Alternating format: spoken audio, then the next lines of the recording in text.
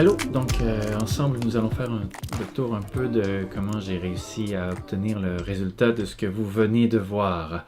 Donc premièrement, partons tout simplement du matériel que j'ai utilisé pour réussir à obtenir ceci.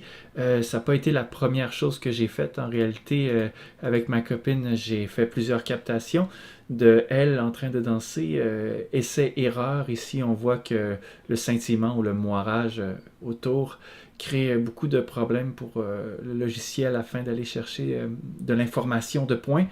Ensuite, ça a été la même chose ici. Ça a été beaucoup dans le mouvement, donc même si le mouvement est relativement stable, à partir du moment où il y a un transfert d'image comme de ici à ici, les points deviennent un peu flous, c'est difficile pour After Effects. Finalement, j'ai opté pour une séquence en travelling arrière fixe, avec beaucoup d'informations au sol, sur les murs, qui permet à After Effects de faire un rendu de suivi de caméra très efficace. Donc voilà un peu pour ce que j'ai été chercher. Donc comme vous pouvez le voir, il y a eu beaucoup d'essais-erreurs. Ça n'a pas été seulement qu'une seule prise. Il y a eu aussi des photos qui ont permis de découper des feuilles en mouvement. Je les voulais floues pour qu'on sente le mouvement dans tout ça, pour pas que ça soit trop fixe, trop bien placé. Donc ici j'ai pris des photos, j'ai retravaillé la couleur après sur Photoshop, on y reviendra. Donc voilà.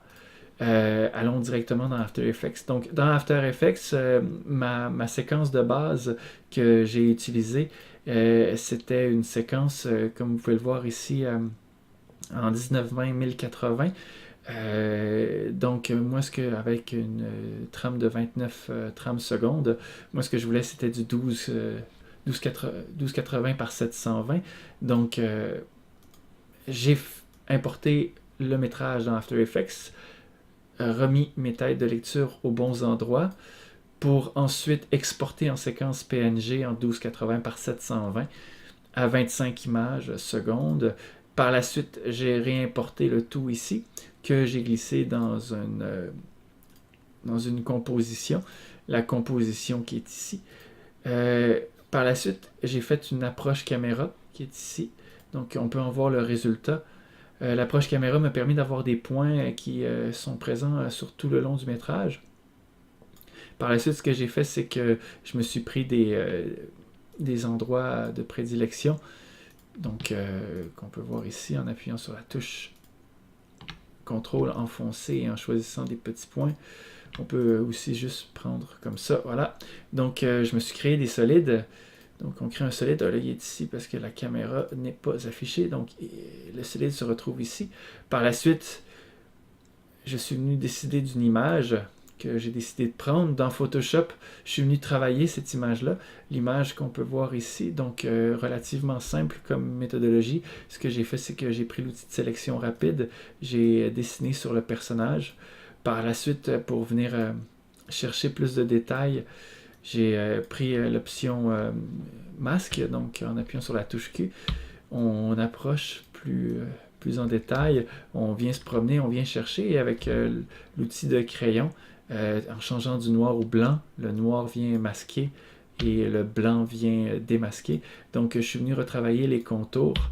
En retravaillant les contours comme ça, après par la suite en appuyant sur Q, on voit tout de suite la sélection s'afficher. Un petit travail au niveau de la sélection en choisissant l'outil de sélection et masqué qu'on a ici. Donc par la suite, on peut venir chercher le rayon. Si on veut plus de rayons, on peut aller chercher lissé. Donc j'ai travaillé mes masques de cette manière.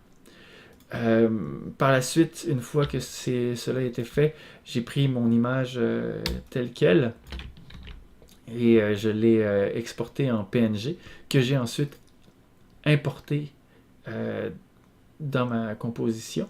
Donc ici, on a l'image 46 qui est celle que je voulais avoir.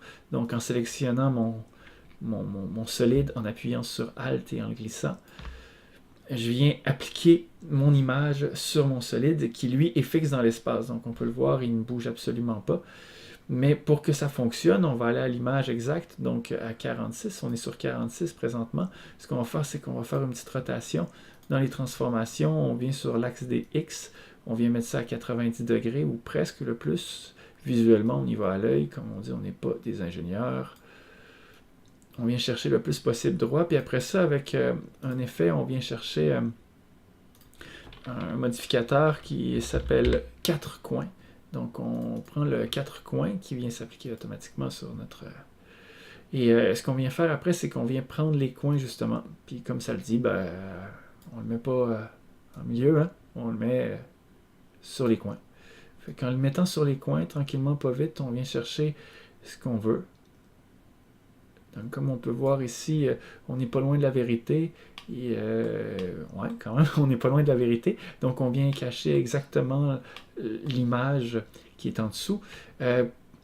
Comme on peut voir ici, ça reste après. Donc pour que ça s'arrête exactement au moment où on veut, avec le clavier anglais, bien entendu, Alt, braquette de droite, on vient trimer on vient faire un trim sur la séquence. Donc à ce moment-là, le personnage rentre dans son image et quand il en retombe, l'image a disparu. Donc voilà ce que j'ai fait. En réalité, je vais vous montrer un exemple ici de comment le faire. Tout ça a été fait dans une précomposition qui est toute ici. Donc la précomposition, comme justement l'image ici, on voit les transformations que j'ai mis, les 4 coins dessus. Donc on a pour tous les effets de calque, tous les calques pour les poses. Et par la suite, j'ai rajouté aussi des feuilles. J'ai utilisé la même méthode avec les solides.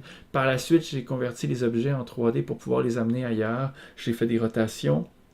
Ma caméra, j'ai mis si on vient chercher la caméra, juste ici, j'ai été mettre une profondeur de champ. Donc j'ai activé la profondeur de champ que j'ai ensuite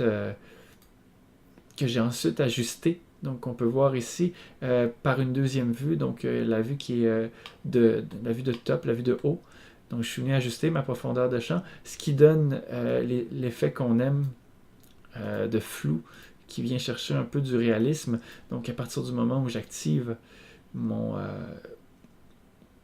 tout ici, ma composition, on voit le flou ici des objets qui sont en avant et c'est plus clair juste à la bonne hauteur de la profondeur de champ. Donc en faisant se promener la caméra comme ça, quand on arrive au bon moment, juste ici, l'image est redevenue claire, mais celle en premier champ reste floue. Donc voilà, j'ai fait une composition comme ça. Ça a été un travail de répétition en majeure partie. Par la suite, pour venir donner un peu de fini à tout ça, pour que le personnage ait l'impression de vraiment se promener à travers les feuilles, ici on voit, c'est super, elle est en arrière de la feuille, mais qu'est-ce qui va se passer une fois qu'elle passe devant? On va dire qu'ici, la profondeur n'est plus la même. Donc on arrive ici et elle devrait passer devant cette feuille-là, mais elle se retrouve devant elle. Donc c'est inversé. Donc ce que j'ai fait, c'est que j'ai été faire des petits masques. Donc sur ma sélection ici, j'ai repris mon métrage 3D original et je suis venu faire des petits masques, des tout petits masques de rien du tout qui s'animent le long du saut. C'était une économie de temps, j'aurais très bien pu faire de la rotoscopie sur tout le personnage en utilisant maintes méthodes, mais pour une économie de temps et aussi pour que l'effet soit fonctionnel, j'avais pas besoin de faire une rotoscopie complète. Donc ici, on peut voir l'animation toute simple. Si on y va du image par image, on voit le masque s'animer pour laisser place aux feuilles et, ou encore pour les cacher. Donc voilà, surtout vers la fin, quand le personnage est en avant-plan, il passe devant toutes les feuilles. Donc pour que ce soit vraiment efficace, j'ai fait les petits masques ici. Finalement, une fois que tout cela est fait, pour donner encore plus de gueule à tout ça, on vient faire un petit changement colorimétrique. Donc ici, avec un calque que j'ai utilisé Magic Bullet. J'ai été me composer un calque avec plusieurs layers, donc une vignette, une courbe, des plages dynamiques des variances de ton de 3 images, enfin, tout ça, puis aussi un gradient pour venir chercher un peu de fini cinématographique. J'ai été me chercher cette couleur-là, donc on peut voir le gradient qui est juste en bas ici. Un travail de quelques minutes afin d'arriver à quelque chose de plus cinématographique. Donc on peut voir ici, les couleurs sont délavées, manque de contraste. Tout de suite on rajoute du contraste, on vient chercher le bleu en contraste avec la chaleur, le rouge. Donc on a une composition plus intéressante au niveau des couleurs. Par la suite, tout ça s'est appliqué sur un calque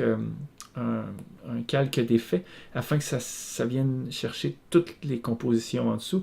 Pareil pour un letterbox pour aller chercher un effet encore plus cinématographique, un 16:9. Ici, j'ai été chercher un effet qui s'appelle juxtaposition en directionnel. Cet effet-là est très simple, fonctionne très bien. En réalité, ce qu'on fait, c'est que je vais ajuster ici, ça va être plus simple. Ce qu'on fait, c'est que dans la hauteur en sortie, on vient ajuster le chiffre. Donc, si on met 50, exemple, on vient cacher beaucoup trop d'espace. Hein, on a l'impression d'être voyeur. À 80, ça me semblait réaliste. Ça me donnait le fini un peu 35 mm, 16:9 que je voulais avoir l'effet à la David Fincher. Et les couleurs à la David Fincher, Darius Khondji serait sûrement fier de moi. Alors voilà, donc la composition au complet avec le travail de suivi de caméra. Voilà, donc merci pour l'écoute.